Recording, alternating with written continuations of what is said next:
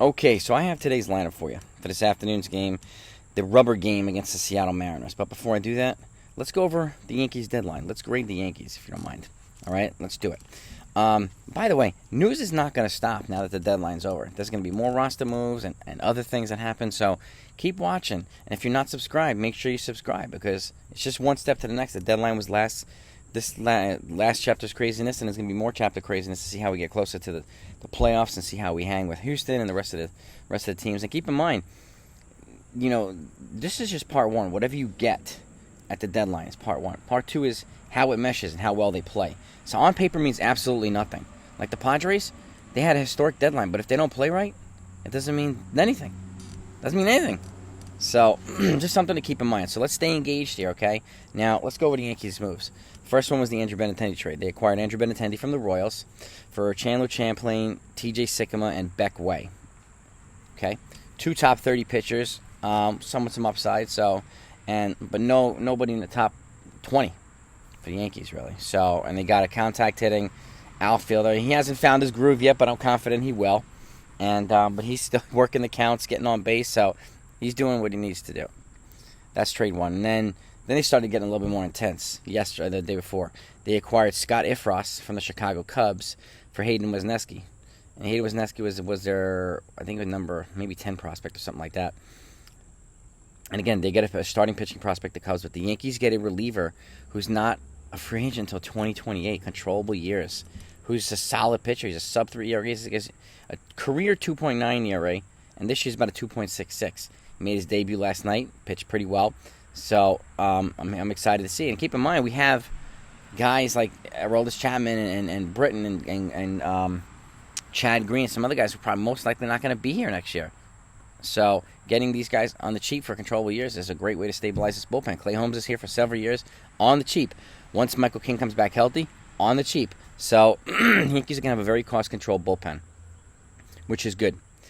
Next up, the A's trade. Yankees acquire Frankie Montes, so they get their frontline starter, okay, behind Cole, and Lou Trivino, who's also not a free agent until 2025, another controllable reliever, okay? He pitched well last night, too. They brought him in. He got a couple outs. He cleaned up Lucas Licky's mess. So, from Oakland, in return, Ken Waldichuk is going. Luis Medina is going. J.P. Sears is going, and Cooper Bowman. Cooper Bowman's an infield prospect, mostly second base. J.P. Sears was a prospect who made it up to the major leagues a couple times this year, a reliable pitcher. And then Waldichuk and Medina were 2 top pitching prospects for the Yankees. So that was going to be the price. I'm actually surprised they didn't give up Oswald Peraza because that was initially the first guy that Oakland was targeting, but it didn't happen. So they gave up some pitching prospects in return. And again, they got their stabilizer. They got their number 2 right behind Cole. And my guess now is probably it can be Cole, Montas, and Cortez or something like that, but we'll see. Okay, the next trade they moved Joey Gallo to the Los Angeles Dodgers, and the Dodgers also agreed to pick up the next $4 million of Gallo's contract, so eating almost the rest of his contract. So it gives the Yankees a little bit of payroll relief in exchange for Clayton Beeter, number 15 prospect. Okay, he's a pitcher, young pitcher, in Double-A right now. And lastly, they traded, this one's kind of the head scratcher, Jordan Montgomery they sent to the St. Louis Cardinals for Harrison Bader.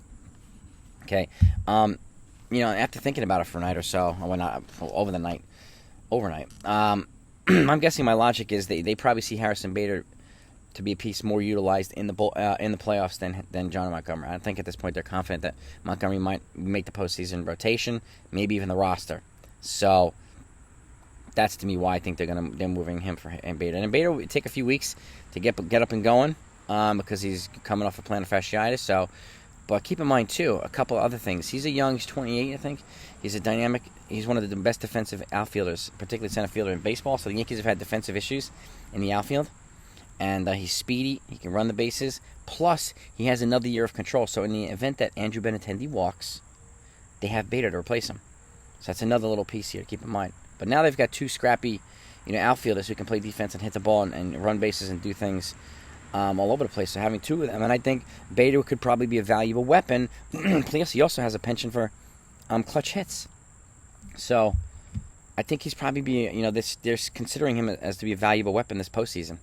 So I think that's why they made the trade. Plus, they had a deal they were working on with Pablo Lopez, and one of the frontline starters for the Marlins. It was supposed to be prospect heavy, but it didn't make the finish line.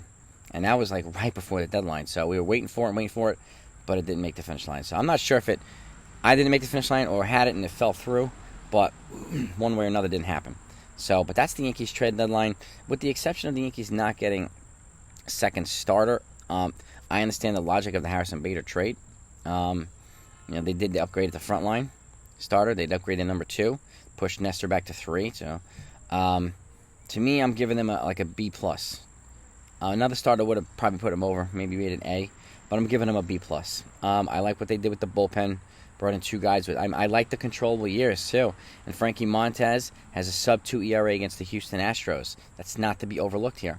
1.99 ERA against the Astros. We have a performer here who can help neutralize Houston.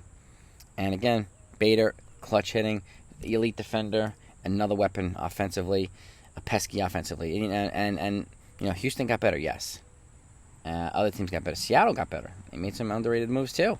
And other teams, but I think the Yankees are one of the winners of the deadline. So I'm giving them a B, B plus. So you let me know what your grades are. What you think of the trades. What could they have done differently? What would you have done and stuff. Now let's pivot over to the lineup. Okay, it's afternoon game today. Anthony Rizzo's leading off, playing first base. DJ LeMahieu is batting second at third base. So Judge gets a day off today. Matt Carpenter's batting third in right field. Josh Johnson's cleaning up. He had a big day yesterday. He's DHing. Andrew Benintendi's batting fifth in left field. Gleyber Torres is batting sixth at second base. Aaron Hicks batting seventh in center field. We got to pick up his bat too.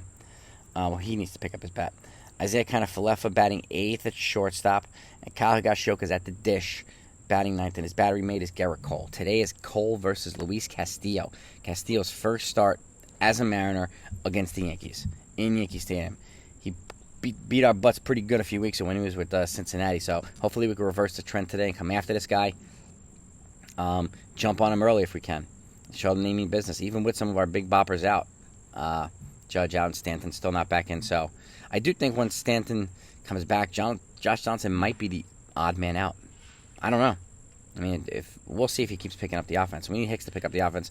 Hicks could be the odd man out too. Once Bader's healthy, it could change the whole outfield. It could be a much speedier, more athletic outfield, and just relegate Judge and Stanton to the corner position / DH alternate. So they can go back and forth between the two and stay healthy. But we'll see what happens. But that's the lineup. That's my kind of review and grade of the Yankees trade deadline. You let me know what you think. Give me your grade, and I will be talking to you later for the recap. Over and out.